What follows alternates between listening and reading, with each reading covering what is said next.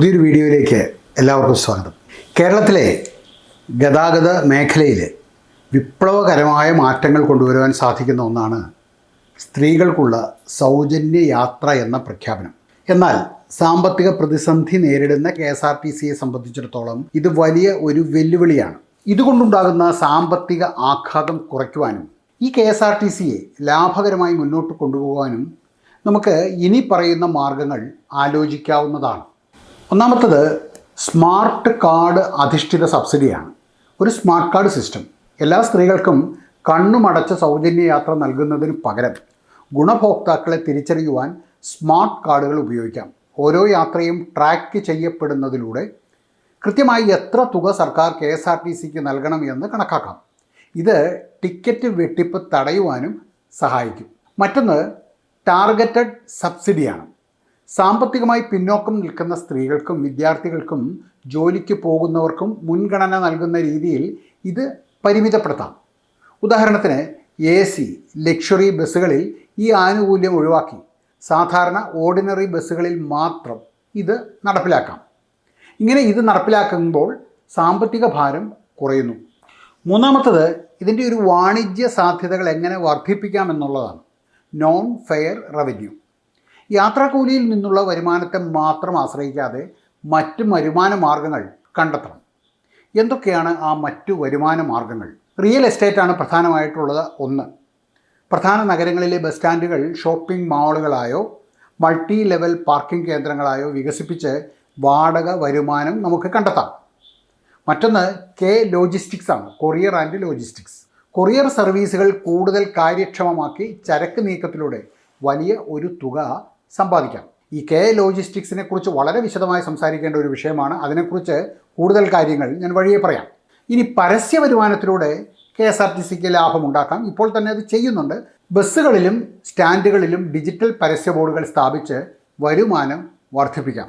നാലാമത്തത് ഇന്ധന ചെലവ് കുറയ്ക്കലാണ്. Cost optimisation. ഈ ഡീസൽ ബസ്സുകൾക്ക് പകരം ഇലക്ട്രിക് ബസ്സുകളിലേക്കും CNG ബസ്സുകളിലേക്കും പൂർണ്ണമായി മാറുന്നത് ഇന്ധന ചെലവ് പകുതിയിലധികം കുറയ്ക്കുവാൻ സഹായിക്കും. ദീർഘകാല അടിസ്ഥാനത്തിൽ ഇത് വലിയ ലാഭം നൽകും. അഞ്ചാമത്തെ കാര്യം റൂട്ട് റാഷണലൈസേഷനാണ്. ഡേറ്റ അനലിറ്റിക്സ് ഉപയോഗിച്ച് ലാഭമില്ലാത്ത റൂട്ടുകൾ പുനഃക്രമീകരിക്കുകയും കൂടുതൽ തിരക്കുള്ള സമയങ്ങളിൽ കൂടുതൽ ബസ്സുകൾ ഓടിക്കുകയും ചെയ്യുക. സ്വകാര്യ ബസ്സുകളുമായുള്ള അനാവശ്യ മത്സരം ഒഴിവാക്കി സഹകരണം സാധ്യമാകുന്ന ഇടങ്ങൾ കണ്ടെത്താം. സാധാരണ ഇത്തരം ചർച്ചകളിൽ സർക്കാർ പണം നൽകണം അല്ലെങ്കിൽ നികുതി കൂട്ടണം എന്നതിലാണ് ഊന്നൽ നൽകുക. എന്നാൽ അതിൽ നിന്നും വ്യത്യസ്തമായി ഇനി പറയുന്നവ നമുക്ക് വേണമെങ്കിൽ നടപ്പിലാക്കാവുന്നതാണ്. CSR ഫണ്ടുകൾ ഉപയോഗപ്പെടുത്തുക. വലിയ കോർപ്പറേറ്റ് കമ്പനികളുടെ സാമൂഹിക പ്രതിബദ്ധത ഫണ്ട് സ്ത്രീ സുരക്ഷയ്ക്കും ശാക്തീകരണത്തിനുമായി ഈ പദ്ധതിയിൽ ഉപയോഗപ്പെടുത്തുവാൻ സാധിക്കുമോ എന്ന് പരിശോധിക്കാവുന്നതാണ്. മറ്റൊന്ന് മലിനീകരണ നികുതിയാണ്. Carbon credit. പൊതുഗതാഗതം കൂടുതൽ ആളുകൾ ഉപയോഗിക്കുന്നത് വഴി അന്തരീക്ഷ മലിനീകരണം കുറയുന്നു. ഇതിലൂടെ ലഭിക്കുന്ന കാർബൺ ക്രെഡിറ്റ് സാമ്പത്തികമായി പ്രയോജനപ്പെടുത്തുവാൻ സർക്കാരിന് സാധിക്കും. വേറൊരു കാര്യം ക്രോസ് സബ്സിഡൈസേഷനാണ്. വിനോദസഞ്ചാര കേന്ദ്രങ്ങളിലേക്കുള്ള പ്രത്യേക സർവീസുകളിൽ നിന്നും പ്രീമിയം സർവീസുകളിൽ നിന്നും ലഭിക്കുന്ന ലാഭം സാധാരണക്കാരുടെ യാത്രയ്ക്കായി ഉപയോഗിക്കുന്ന രീതി. ചുരുക്കത്തിൽ ഈ പദ്ധതി കേവലം ഒരു സൗജന്യമായി കാണാതെ സ്ത്രീകളുടെ തൊഴിൽ പങ്കാളിത്തം വർദ്ധിപ്പിക്കുന്നതിലൂടെ സംസ്ഥാനത്തിൻ്റെ GDP ഉയർത്തുവാനുള്ള ഒരു നിക്ഷേപമായി വേണം ഇതിനെ കാണുവാൻ. സ്ത്രീകൾ കൂടുതൽ തൊഴിൽ മേഖലയിലേക്ക് വരുമ്പോൾ സംസ്ഥാനത്തിൻ്റെ വരുമാനം വർദ്ധിക്കുകയും അത് ആത്യന്തികമായി സാമ്പത്തിക സ്ഥിതി മെച്ചപ്പെടുത്തുകയും ചെയ്യും. ഈ സാമൂഹിക മാറ്റത്തെ സാമ്പത്തിക ലാഭവുമായി ബന്ധിപ്പിക്കുന്ന ഒരു ഹൈബ്രിഡ് മോഡലാണ് കേരളത്തിന് ആവശ്യം. ഞാൻ നേരത്തെ പറഞ്ഞ ലോജിസ്റ്റിക്സ്, കൊറിയർ ആൻഡ് ലോജിസ്റ്റിക്സ് സർവീസിലേക്ക് വന്നാൽ കൊറിയർ സർവീസുകൾ കൂടുതൽ കാര്യക്ഷമമാക്കി ചരക്ക് നീക്കത്തിലൂടെ വലിയ ഒരു തുക KSRTCക്ക് സമ്പാദിക്കാം. ഇക്കാര്യത്തിൽ KSRTCക്ക് വലിയ ഒരു മുൻതൂക്കമുണ്ട്. ഒരിടത്തു നിന്നും ഇന്ന് അയക്കുന്ന സാധനങ്ങൾ ഇന്ന് തന്നെ ഡെലിവർ ചെയ്യുവാൻ KSRTCക്ക് കഴിയും. കേരളത്തിലുടനീളം ഒരു ദിവസം അല്ലെങ്കിൽ പരമാവധി 2 ദിവസത്തിനകം ഇങ്ങനെ സാധനങ്ങൾ ഡെലിവർ ചെയ്യുന്നത് ഒരു പ്രീമിയം സർവീസ് പോലെയാക്കി അതിന് കൂടുതൽ തുക ചാർജ് ചെയ്യാവുന്നതാണ്. KSRTCയുടെ ലോജിസ്റ്റിക്സ് മേഖലയിലുള്ള സാധ്യതകൾ ശരിയായി ഉപയോഗപ്പെടുത്തിയാൽ അത് വലിയ ഒരു വരുമാന സ്രോതസ്സായി മാറും. നമ്മൾ പറഞ്ഞ പ്രീമിയം സർവീസ് എന്ന ആശയത്തെ അടിസ്ഥാനമാക്കി ഇതിനെ എങ്ങനെ മെച്ചപ്പെടുത്താം എന്നതിനെക്കുറിച്ചുള്ള ചില നിർദ്ദേശങ്ങൾ ഇനി ഞാൻ പറയാം. ഒന്നാമത്തത് സെയിം ഡേ ഡെലിവറിയാണ്. KSRTCയുടെ തുറുപ്പ് ചീട്ടാണിത്. സ്വകാര്യ കൊറിയർ കമ്പനികൾക്ക് സാധാരണയായി ഒരു ജില്ലയിൽ നിന്നും മറ്റൊരു ജില്ലയിലേക്ക് സാധനങ്ങൾ എത്തിക്കുവാൻ ചുരുങ്ങിയത് 24 മുതൽ 48 മണിക്കൂർ വരെ വേണം.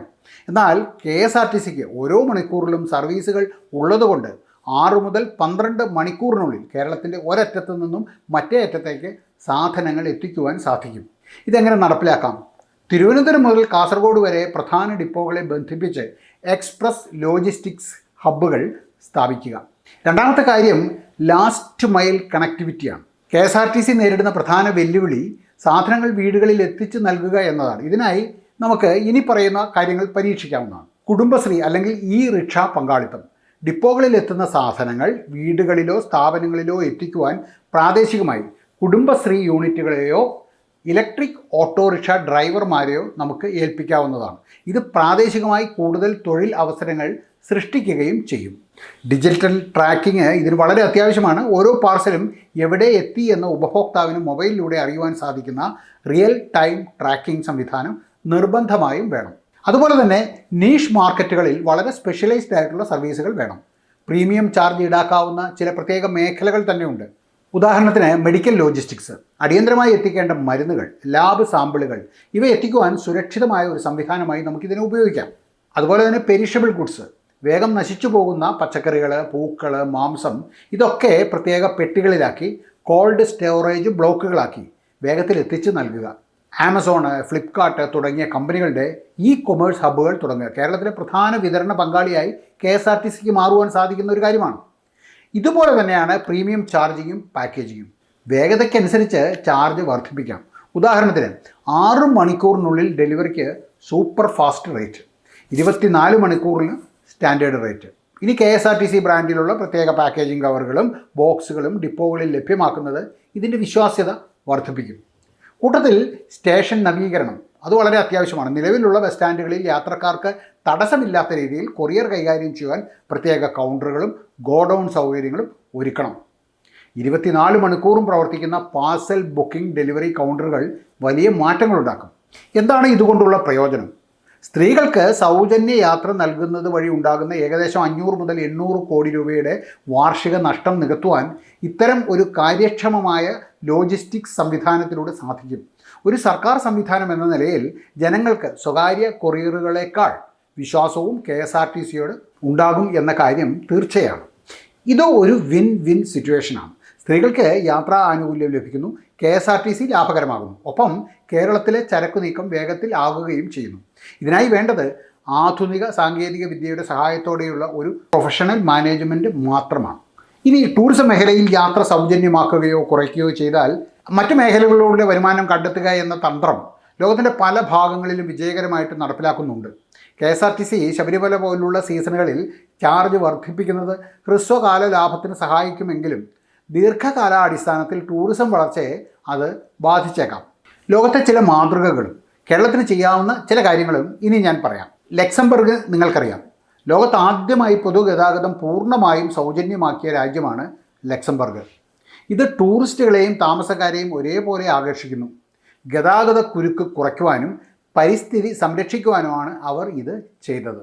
സ്വിറ്റ്സർലൻഡിലെ പല നഗരങ്ങളിലും, ഉദാഹരണത്തിന് ലുസേൺ, ബാസൽ, ജനീവ, അവിടെയൊക്കെ നിങ്ങളൊരു ഹോട്ടലിലോ ഹോസ്റ്റലിലോ താമസിക്കുകയാണെങ്കിൽ ആ നഗരത്തിലെ പൊതുഗതാഗതം സൗജന്യമായി ഉപയോഗിക്കുവാനുള്ള ട്രാവൽ പാസ് അവർ നൽകും. ടൂറിസ്റ്റുകൾക്ക് ഇത് വലിയ ഒരു ആശ്വാസമാണ്. ഇതുവഴി ടൂറിസ്റ്റുകൾ കൂടുതൽ സ്ഥലങ്ങൾ സന്ദർശിക്കുകയും അവിടെ പണം ചെലവാക്കുകയും ചെയ്യുന്നു.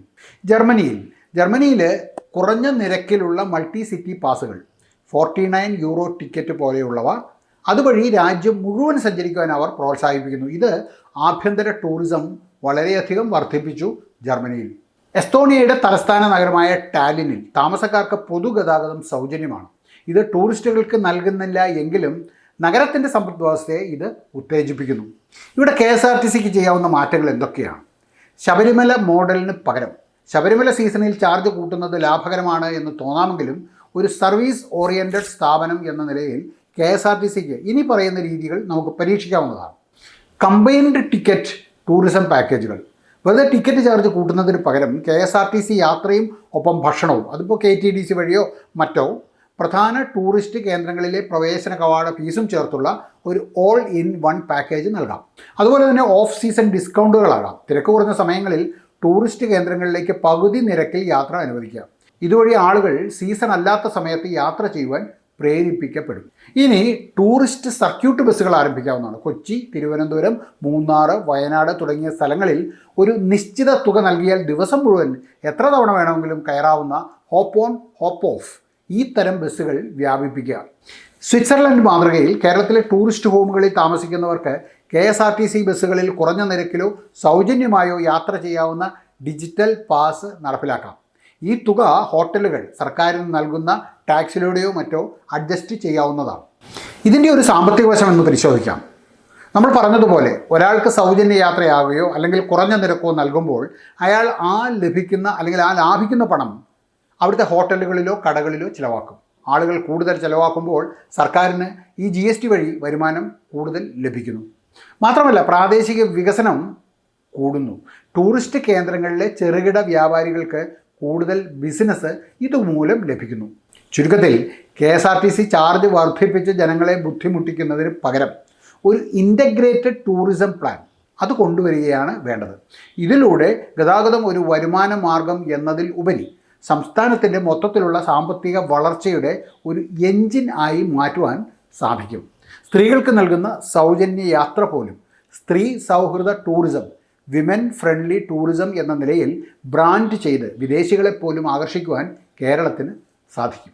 ഈ വീഡിയോയിൽ പറഞ്ഞ കാര്യങ്ങൾ നിങ്ങൾക്ക് ഇഷ്ടമായിട്ടുണ്ടെങ്കിൽ മറ്റുള്ളവർ കൂടി ഒന്ന് ഷെയർ ചെയ്തു കൊടുക്കുക. നിങ്ങളുടെ വിലയേറിയ അഭിപ്രായങ്ങൾ കമൻറ്റ് ബോക്സിൽ രേഖപ്പെടുത്തുക. വീഡിയോ കണ്ട എല്ലാവർക്കും നന്ദി. നമസ്കാരം.